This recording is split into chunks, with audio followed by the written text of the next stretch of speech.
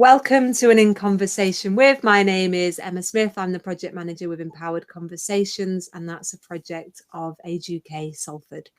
I'm delighted today to be in conversation with Professor Jo Brookes. Jo, thank you so much for giving your time today. It's okay. So our plan for today is I'm going to give you a little bit of background on Empowered. I'm going to hand over to Jo, who's going to go through a short presentation. And then we're going to move into a question and answer and discussion. So you'll all be part of that. So it might be a slightly different format than normal. We'll get straight into questions and having a chat after that. So if you haven't met us before, as I said, I'm the project manager with Empowered Conversations, and we empower families to live as well as they can with dementia. And we do that by delivering communication courses. So we have Empowered Conversations, which has been going for 10 years, and Moving Beyond Words, which is going for 5 or 6 years. We really give caregivers an opportunity to pause and think about what's changing around communication and what changes they might need to make so that they can stay connected with the person with dementia. We also offer dementia-focused therapeutic support through Empowered Carers. We have several online groups. So we have a bereavement group, and we also have a carers voice group. And then every so often we do these webinars. And this is really an opportunity to share best practice, research, lived experience with people to nudge our learning and our thinking and move us all forward. So that's who we are. Jo, if it's all right with you, I'm going to hand over to you. I'm just going to start the presentation. Oh, there we go. Lovely. Yeah. Done. Yeah. Thank you. So I'm just going to talk about dementia within prison settings.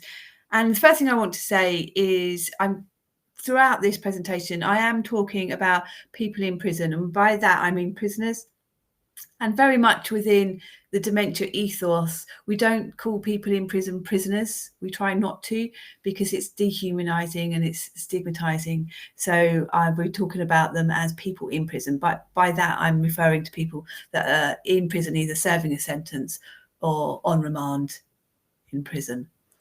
So what do we know on this topic?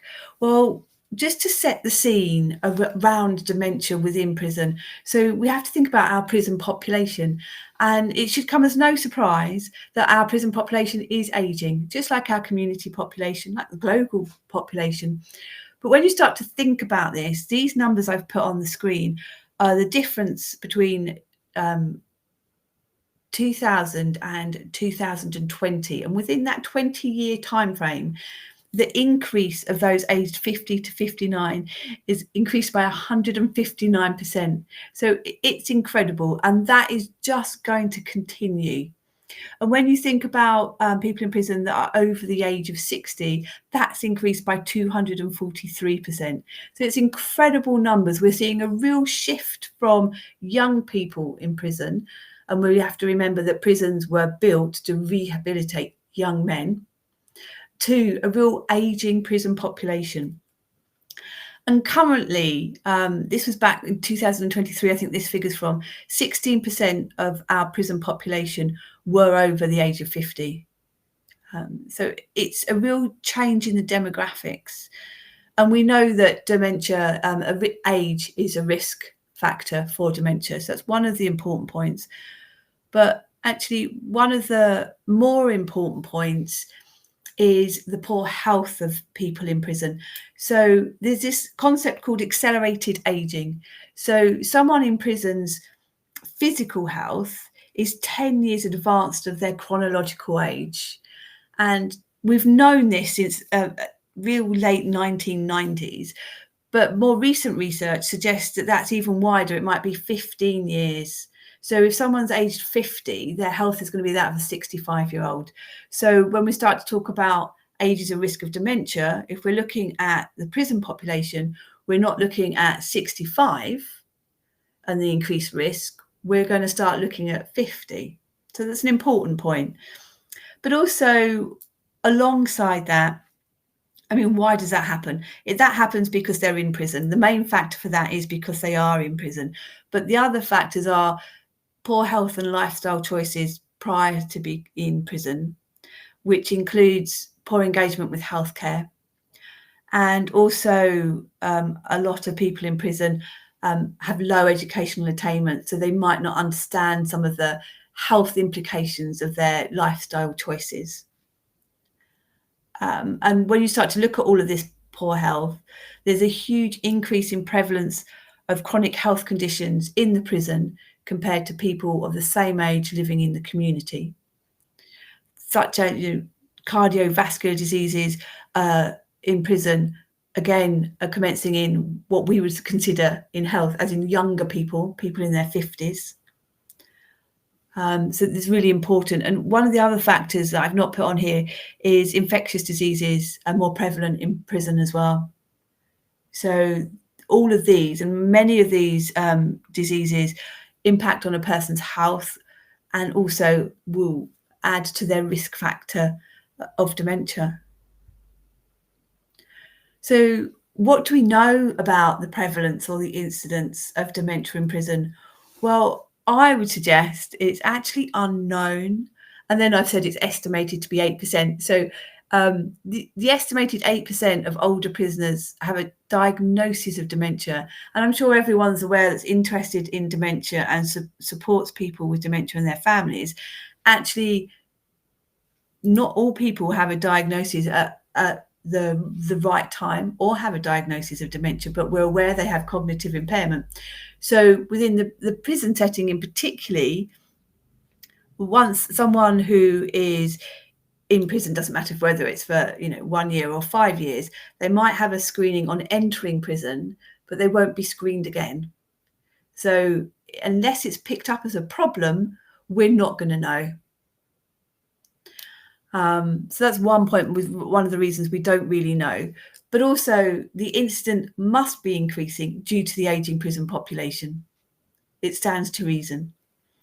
But another reason why screening people whilst they're in prison and have been in prison for a year or 5 years is we don't currently have an appropriate cognitive screening tool for this particular population. And there's many reasons, because I've already spoken about low education.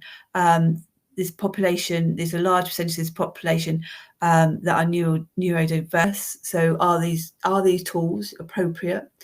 Asking someone perhaps to be orientated in the time and the day, possibly.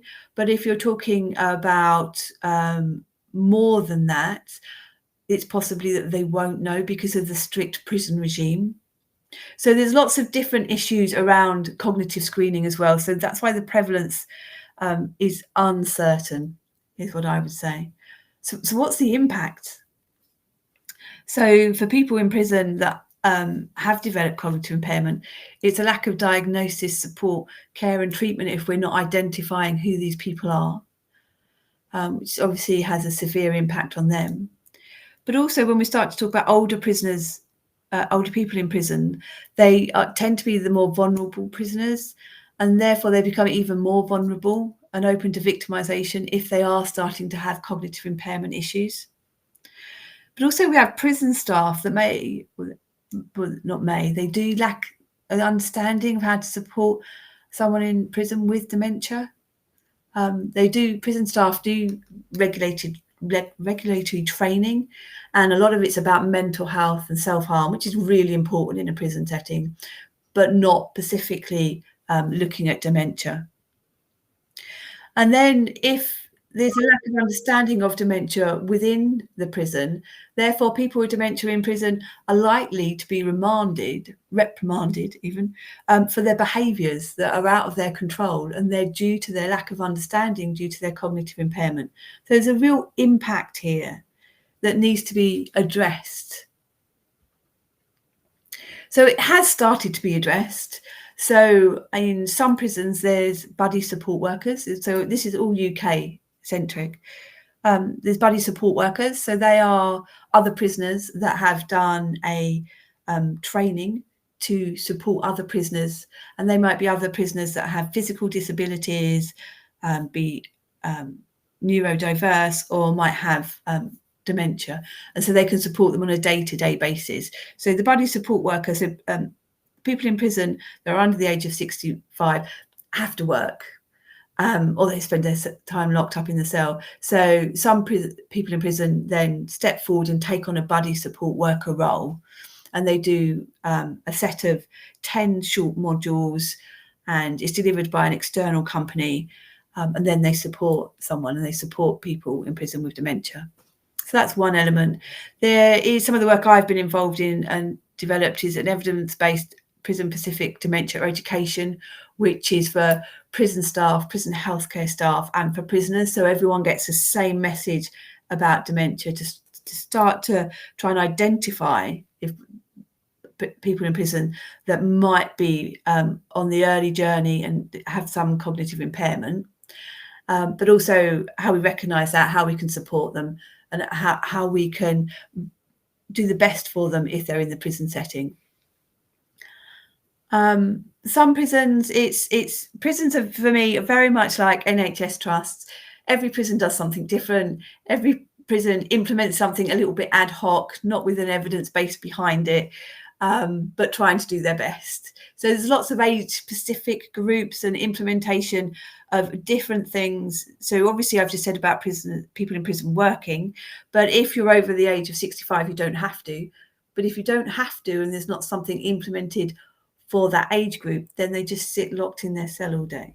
So there are the implementation of these age-specific groups, some of which are very innovative and well thought through. Some are a little bit more, I don't know, not thought through. The activities within the groups aren't meaningful. People are going and just packing breakfast bags for the morning, so not really engaging. And lastly, there has been, this is again work I've been involved in, development of a framework to support the implementation, the development, implementation and evaluation of these dementia initiatives in prison, to try prisons to implement them from an evidence-based approach, and to understand how within a prison setting, which is very difficult sometimes, what we need to consider. And within the framework, there's kind of 4 elements within the framework. So it looks at the environment of where the initiative is set. It looks at relevant education for everyone involved. It looks at ensuring there's meaningful activities and meaningful engagement that's going on in those initiatives. And also it sets out some guidance on how collaboration and support is required to make it actually work and sustainable and beneficial.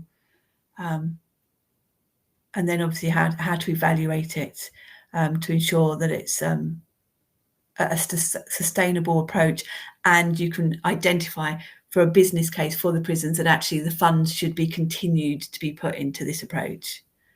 So that was just my brief overview of setting the scene for a discussion. Brilliant. Thanks, Jo.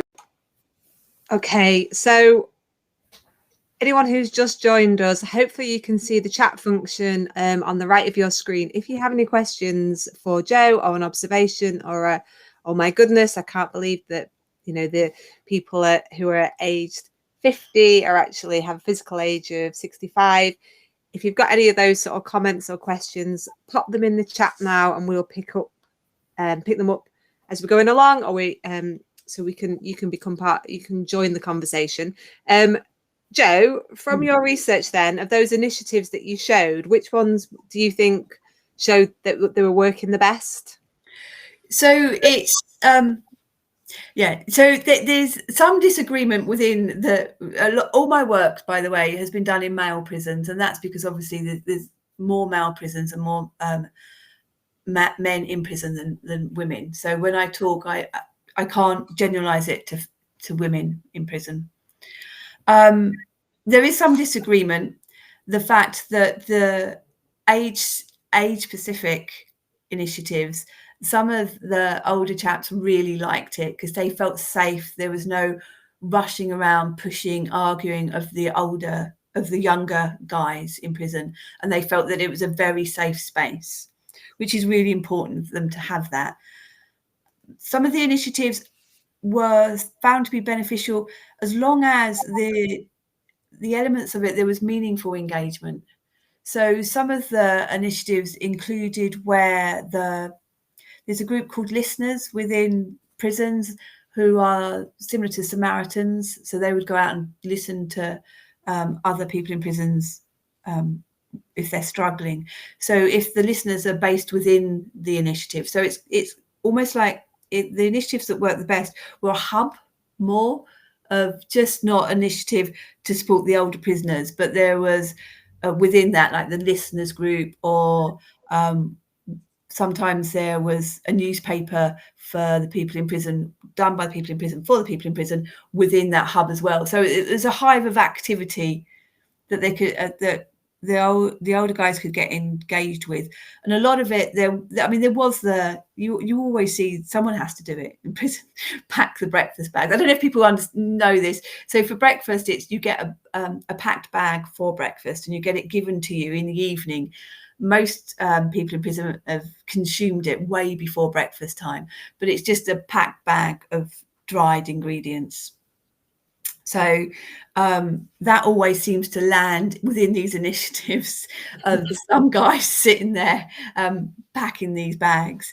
But other initiatives have been quite, insightful. And there was things such as they would, from the Red Cross from outside, would bring in, a lot of it changed during COVID, but bring in wheelchairs, and they would mend wheelchairs. Some made birdhouses, and then they would sell the birdhouses to fund more materials to come in. Some would paint, there's painting. So there's lots of different elements within it. And it was almost being led by the people that, and so it should be led by the guys that were attending at the time. So what were their interests? And that's how they were all initiated, which gets lost as the prison population changes and those guys move on and new guys come in. So it really needs to be almost a reflective of the current guys that are attending. I don't know if that answers your question. I think I went off on a tangent. It does. Kate's just sort of asked a question around there. As a retired occupational therapist, she said, who's involved in creating the meaningful initiatives? Unfortunately, in most prisons, it's the prison service that have initiated it, and it's unlikely that they would have consulted with the healthcare teams that do sit within the prison. The communication between healthcare and prison and the prison staff and service isn't always joined up. The initiatives that I've been involved in and seen, one was done by prison staff and prison focused, and one was done with the education team that go into the prison to support education. They had done an age specific, completely different from teaching guys to read and write and maths. They had done something way more creative with puzzles and arts and crafts, but that came from the education team within the prison. So it tends not to be, unfortunately, occupational therapists.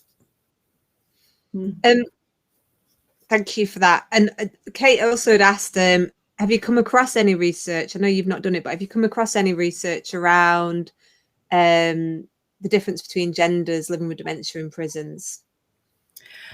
So no, I haven't. It's and I think it is something that's always on my radar, that I never include any women in prison in any of my research. And I think it just happens because of the fewer prisons for women. The location where I've worked, there hasn't been women prisons, but I do think it's important, because I do think they are men in prison are very under researched. We don't know, like I'm saying about dementia, we don't know. And I think it's even worse for women. So I think it's an important point that needs to be addressed. Absolutely. And then, Kate, you're on fire today. You should be just taking this webinar, and I should just be sitting back. So just to finish off Kate's point, so occupational therapists in prisons, is that a thing? So there are. So in most prisons have healthcare team based on a community approach. So you will have GPs, adult nurses, mental health nurses, and social workers, not health particularly, and possibly physios and OTs. So I have seen OTs in prison, but they are more in the role of seeing individual prisoners and supporting individual prisoners rather than prison initiatives. There's a little bit of a some prisons work really well. I don't want to be detrimental. There's some really good examples of how prisons and healthcare can work together, but also it's because of the barriers to sharing information and barriers due to different budgets. There's lots of barriers that prevents it working smoothly together, is what I would suggest. That's interesting that you say about barriers about sharing information. So I was having a conversation yesterday with someone from prisons, because I was asking, so the background to us doing this webinar is that we delivered a course in a Lancashire prison during the summer. And on the very last session, we weren't expecting it, but the prison officers, so this was to prison officers, and the prison officers said, "Oh, we don't know who's got dementia." And we were like, "What? How do you not know who's got dementia? You know, how can you best support people if you don't know?" And I sort of came away thinking, "Oh, it's GDPR, it's the prison system that stops them knowing this information." And I found out yesterday it's actually health. Health aren't sharing that information, or they put too many barriers in, or they use GDPR as a reason not to share it, when actually it's to the detriment of the person with a diagnosis of dementia, because they could get more support. So it's interesting that you said, yeah, if they're not communicating well, then you see the impact of that on the prison population. Yeah, absolutely. And it is slightly difficult, because obviously someone might have dementia and still, have complete capacity to make their own decisions. So it's, our health diagnosis for anyone is confidential. So it's really up to the individual, whether they're in prison or not, to share that information. And so sometimes it just doesn't get, and I don't think that time's a factor as well, but I don't think a lot of conversations about that occur in prison either within prison or within healthcare, about we should share this, and talking to the person with the diagnosis that we should share this and it would be helpful. I don't think those kind of conversations occur. The other thing, just on this one, and then we'll move on to your questions. I'm sorry, I'm being very rude. I'm just using my own space, using the own space here. Was that the peer-to-peer support, so the buddy, quite often they will have that information to be able to support someone, but that then you might have a prison officer who wouldn't have that information. So it's a little bit bizarre. It is, yes. It's difficult, yes, yeah. When you were talking about the numbers, and you said, from 2000 to 2020, we had this 243% increase in over 60s. I mean, that potentially has a massive impact on the prevalence of dementia. How many people have got dementia? So the figure that you quoted is probably going to be a little bit off. Yes. Potentially. And so Barbara has asked this very big question, and she said, is prison even the right place for a person with dementia? There we go. Yeah, see, that is a very, very good question. And there are some straightforward answers. So if someone with the law, I'm a nurse, the law's not my speciality. But if someone's sentenced, means that they have to spend the rest of their life in prison, and that's what the sentence states, then there's no argument about it. They will be in prison till the end of their life. So that's it. But if someone's got a sentence and that is not a caveat, then there is the possibility, and they've got a long sentence ahead of them, and they have dementia, and the dementia has progressed significantly, and they're in the last stages, then there's a possibility that they can apply for early compassionate release. We haven't really seen that with someone with dementia yet, due to the process of that. As you can imagine, that's quite a long process and needs healthcare, prison staff, and a multidisciplinary team to agree, one, that person's is at the end of their life, and two, that they pose no risk to society. So there's lots of issues around that, and we haven't I could be wrong, but I'm just doing some research on it. At the moment, we've not seen that for someone with dementia. It's not been possible to do that. But that doesn't answer the question of whether they should be in prison or not. That's the legal requirement of why they're in prison. Should they be in prison? It's very difficult. I have seen older gentlemen in prison and they don't know why they're there. The person I saw in particular had a really good buddy support worker. He had a really good buddy because he would pack all his stuff up every morning, leave his cell and want to find the bus stop to go home. And the buddy was, exceptional and absolutely required to support this man because he never told him, no, you can't leave, which prison staff might do. It would always be, well, let's go get a cup of coffee first. Let's go get that toast that you were asking and divert it. And without a buddy, that would have been a really stressful situation. And I'm sure that chap in particular would have been reprimanded for his behaviour because it would have been disruptive to the prison. So is it the right place when people no longer can remember their crime? I don't know. There's part of me that would like to just go, no, it's not the right place. But I'm sitting on the fence. I'm a healthcare professional, so I want to do the best for the person in the situation that they're in. And I think I was lucky enough to be awarded a Winston Churchill Fellowship back in 2018, and I travelled to New Zealand and Australia to look at how they supported people in prison with dementia. And their answer, and I don't know if it's the right answer or not, and they have bigger prisons than us, as in space geographically, not number of prisoners particularly. Their answer was they had a nursing home within the prison grounds. But when I heard about it, I thought, but maybe that is an answer. Maybe that is the way forward. But actually, when I visited, it was just a prison with care staff. They were still in their cells every night and there's still prison guards wandering around. So I didn't really think it was a care home. I'm not sure. I'm really not sure. There were no like pet rabbits or dogs or none of that. It was basically prison, but with some extra staff members. Yeah. It's a tricky one, isn't it? When we'd finished the course and we went on to the wing, and we met this person who he'd been stepped down with the plan to get him into a place where he can leave. And when they stepped him down, that's when they realised he had dementia, and they stepped him back up again because he just couldn't cope. He felt like he did cope, and he told us that he did cope fine. But the structure wasn't there to support him. So it's tricky, isn't it? Because he didn't know he had dementia up until that point. Nobody did.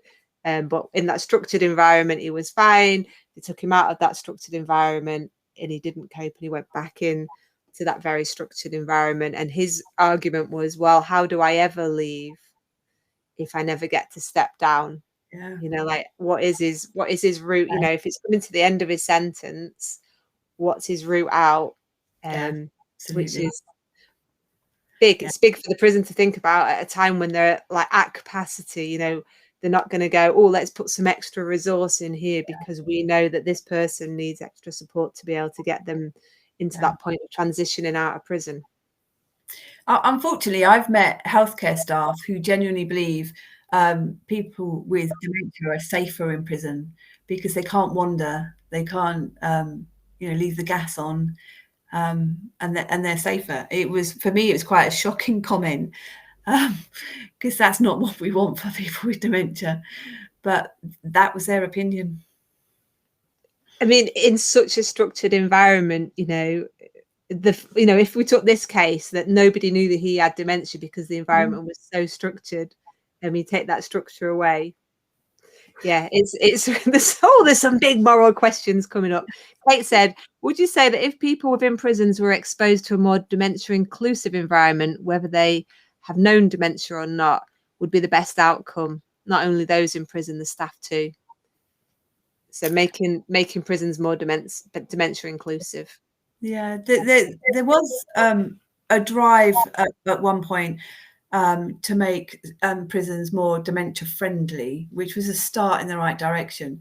But it's just incredibly difficult when a lot of the prisons are Victorian prisons, and there's so many issues with them.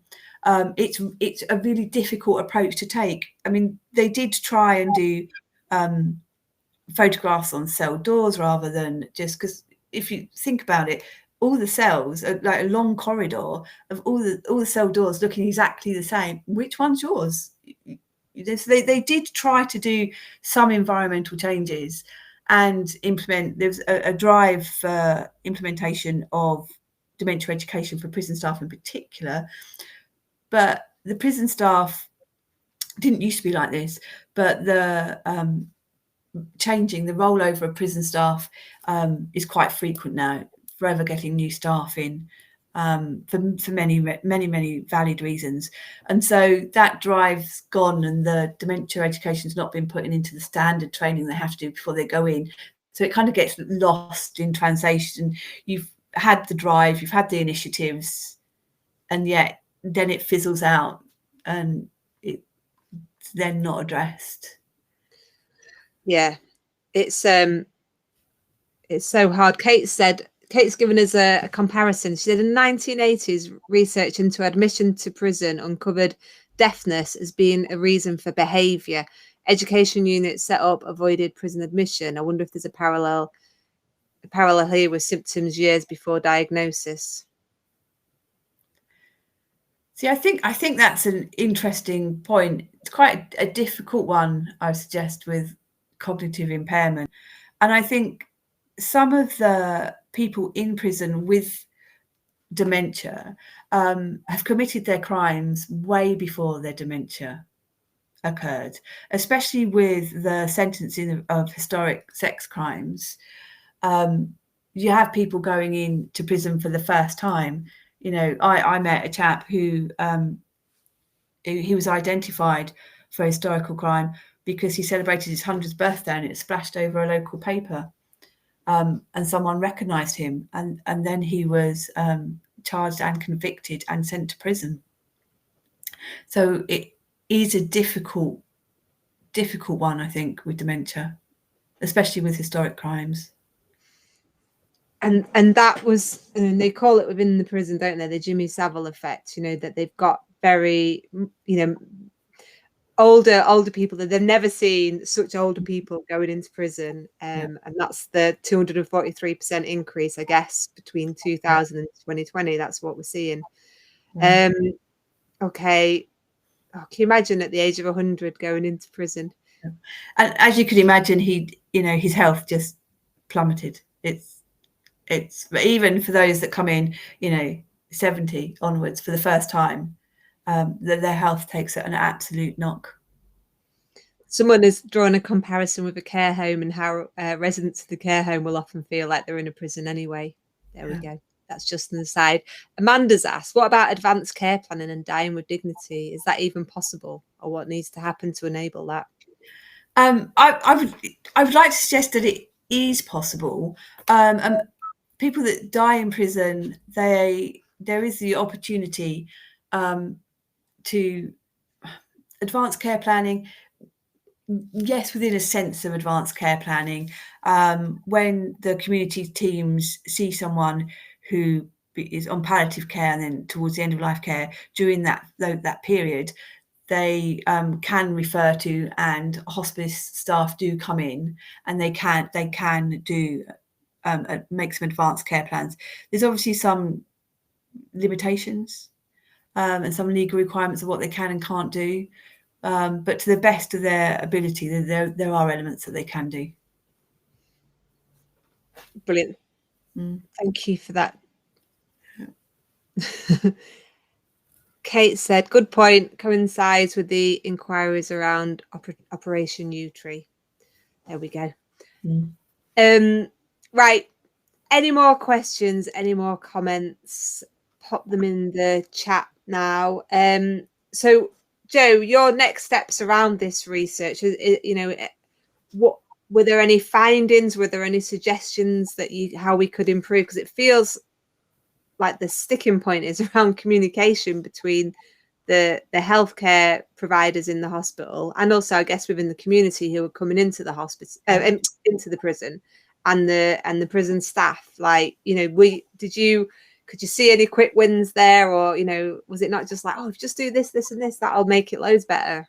I don't think there were, for communication in particular, I don't think there was any quick wins. I remember walking onto a locked corridor. Both doors at each end were locked, and within the corridor you had different services from acute trust, acute trust, community trust, probation, you know, all along social care, social work, all along one corridor. And I was like, brilliant, this works. They didn't even talk to each other, not alone the prison. So I had many conversations on how do we break this down, and there was no straightforward answer, unfortunately. There was some talk about them all starting to go on the same, in this one particular prison, on the same program. So the program they used to enter healthcare and other records would become one program. So that was a very interesting approach. I think that would be the win, if there was just one program where all person in prison's notes about them were kept in the one place. And one prison was trying to push down the barriers to implement that. And then not all healthcare information obviously would be visible to everyone, but what was necessary would then be decided per individual, and then it would be accessible. So that seemed like a very, very good approach. But they were struggling with it, to be honest, when I was there.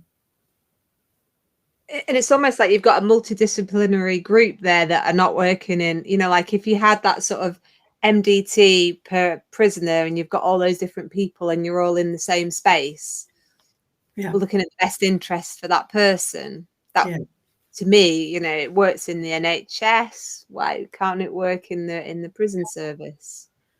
And I also think from the people in prison's perspective themselves is that they assume that the prison staff know, because they believe that all their autonomy has been taken away from them. So they assume that the prison staff already know. Okay. Yeah. And it's a closed environment, so the prison staff know a lot, because it's a prison staff that will accompany them to and fro medical appointments. So if you're having a HIV clinic, then it's clear that the prison staff know without being told. So it's odd how information gets transferred in a prison. Yeah, it's a very unique environment, isn't it? Kate said, I wonder what pastoral input there's been. Our prison chaplains a way of bridging the communication. I think that's a brilliant point. I got some funding last year, and we have a PhD student which is exploring the role of prison chaplains in supporting people in prison's mental health. So that's something that with my student, we are starting to explore, because I think prison chaplains actually are a really important role. And we talk about health and social care a lot, and we don't often include the prison chaplains. So that is something I'm looking at. Kate says that's excellent. Any other comments or questions for Joe? Pop them in now. So we're currently looking then, Joe, at how we could. So we've done one communication course in the prison. We're thinking, okay, so what are the next steps? You know, how could we roll that out? And I suppose, you know, the way we came to be delivering that course is that we had a family caregiver on the course who happened to work in the prison service, who said, this needs to happen in the prisons. You know, that I've seen the benefits of it for me, and I can see that how this would change, you know, how people communicate and connect within prisons. So that's where we're at the moment, sort of scratching our head and thinking, just how would you know, it's a massive number of people, like say there's a big turnover of people.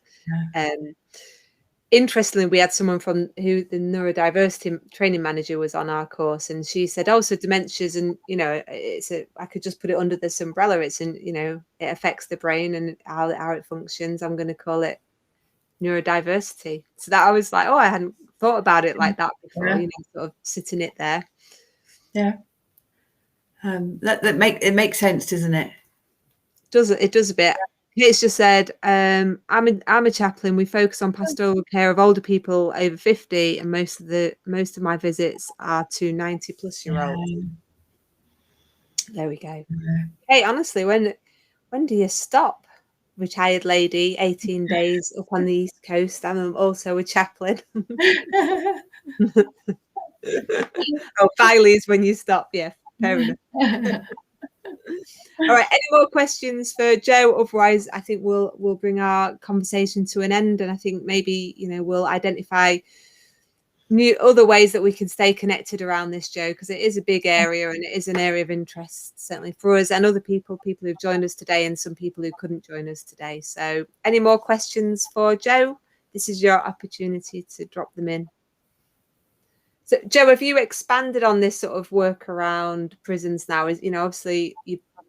Oh, what's Natasha? Do you know if there are any admiral nurses specific for prisons? Are you looking for a new job, Natasha? I thought you would have started that one.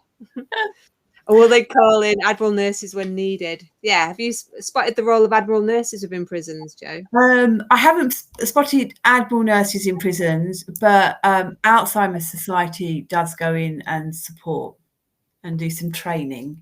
But I haven't been aware of admiral nurses, but that's not to say that they don't. Fair enough. Okay, so very interesting. Many thanks, Joe and Emma. It would be great if you spoke to MSc Hull students. I'll signpost fellow students to the recording. Oh, that's brilliant. Thanks, Kate, for doing that. Okay, if that's our last question, Joe, I'm just going to say thank you so much for sparking such a fantastic debate today around your research. Oh, I did ask you a question, didn't I? I said, what else are you doing in prisons? So I'm looking more widely at healthcare in prisons, and that's where the chaplain research sits. I'm also doing some research looking at early compassionate release and how can we make that work for people with dementia that are on a license that allows them to apply for it. I think that's really important, because it's no good waiting till they get to near end of life. Well, how do you define near end of life in dementia? It's a very difficult one. So I'm doing a body of work around that to try and support earlier compassionate release for people with dementia. But looking more at healthcare, and particularly looking at roles of the AHP, so dietitians, how they can support health, looking at the more relatively new role of having paramedics in prison to do that acute care in prison, so people in prison don't have to go to the EDs. So just generally more wider work in healthcare. Brilliant. Joe, you just sparked a question that I had there. Have you come across people who've had compassionate leave and they've left prison and then moved into a care home, and how receptive are care homes to have ex-prisoners come into their population? Yes. No, care homes aren't very receptive, I think, is the answer. A lot of work has to be done to support the care home to understand if someone's going to go into a care home.